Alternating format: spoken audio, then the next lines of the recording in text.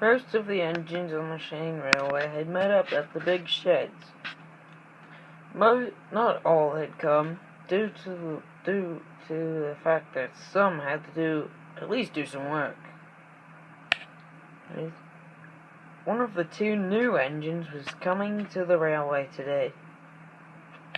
Everyone was excited and wanted to meet him. "Sir, what's he like?" asked Roger. "He looks a little like Goldson, except he's a different colour and he's been on a different railway. He's been in our service for a long time, so I figured I should have purchased him.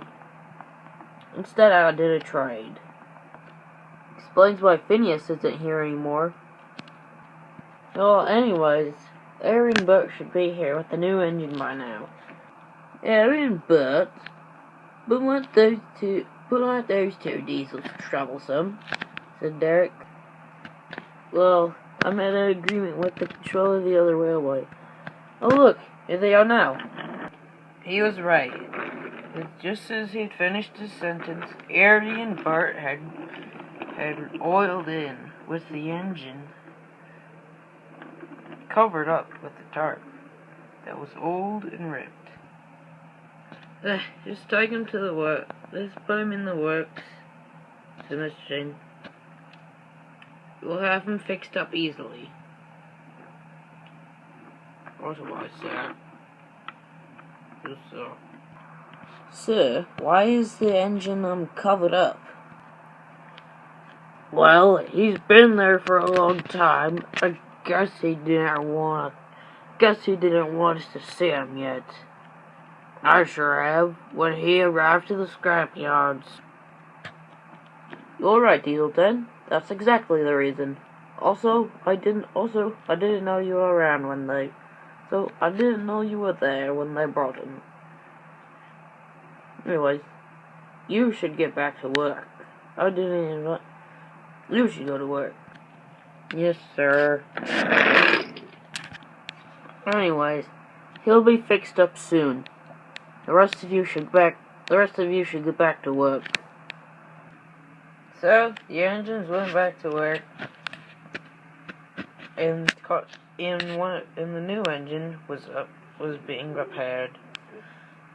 Meanwhile, in the yards, Dieselton's trucks had already been shunted into a line.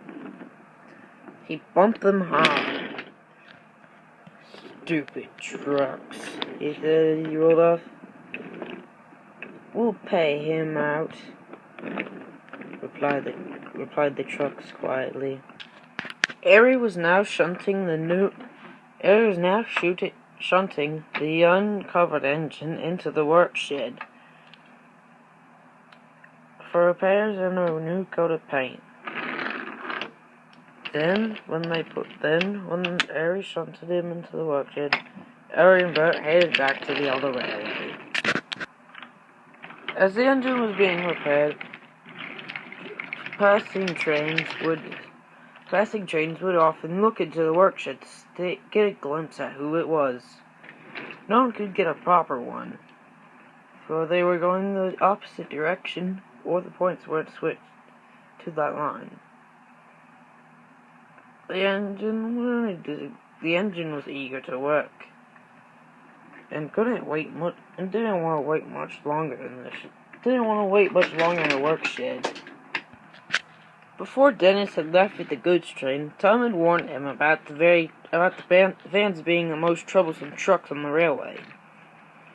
Dennis didn't believe this, as he knew Scruffy and Rodriguez were the most troublesome on the railway. But he was wrong. He was soon reaching a crossing with switches that would lead to the station, the harbor, the yards, the chute, or the other sheds.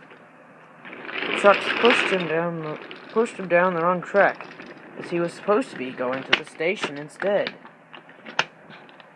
He soon realized this, but it was too late. It was too late by the time he realized he was on the wrong track. The points to the old shed and the sheds had not been switched properly. As he surged through the old shed, it straight off the rails. crushing with a big bang. No one was hurt, but Dennis had derailed and both tracks were blocked. Some of the vans had tipped over, so it would be harder for them. So, luckily, there was a breakdown crane right next to him when he crashed.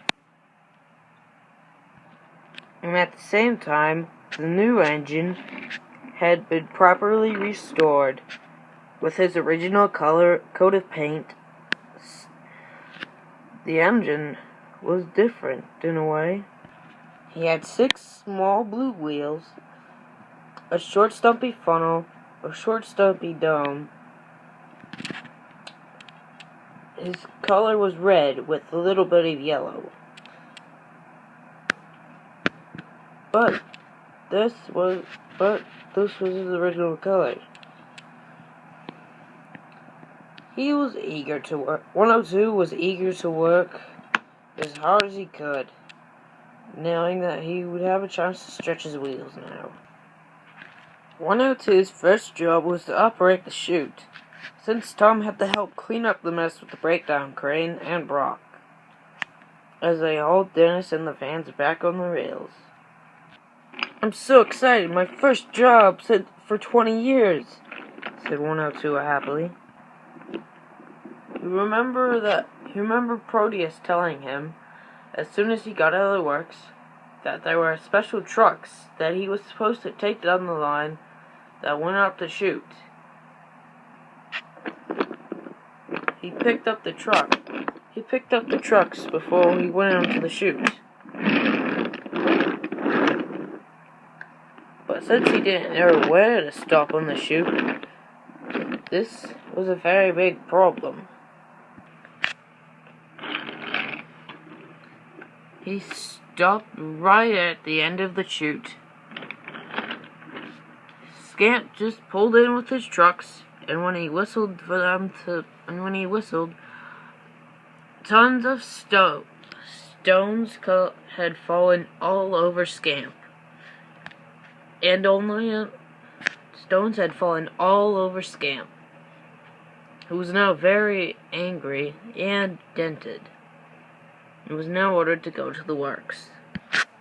Since 102 didn't know how the chute worked, he was told since Scamp was damaged, he was told to pick up some trucks to take the chute. But then he looked inside the shed in the yards and saw something that disturbed him. David, Bill, Ben, and Finn were all sitting in the shed in the yards. This is where they slept. Then Ben caught a glimpse of the new engine. "Hey guys," said Ben, "it's the new engine." But 102 was so distracted, he bumped the trucks. As soon as he was coupled up, he quickly rushed out of the yards, not even talking to the engines. 102 soon arrived at the chute, where Proteus was now doing the work. As 102 was waiting at the bottom, he noticed David coming down the line again. He left too quickly. He left too soon, and stones poured all over the tracks down below. 102 had hit himself as David came through with some trucks. Reversing as fast as he could, he derailed at the points, blocking the track ahead of him and leaving empty cup. One of the trucks had also followed him. The other one had stayed on the rails. But 102 was about to get a surprise, as someone was heading up the line. David was rushing up the line with the trucks. 102 saw him pulling. but he screeched to a halt as soon as he got to the points. 102 now had a very scared and sad face. A very scared and nervous face, as David had looked at him with an angry face.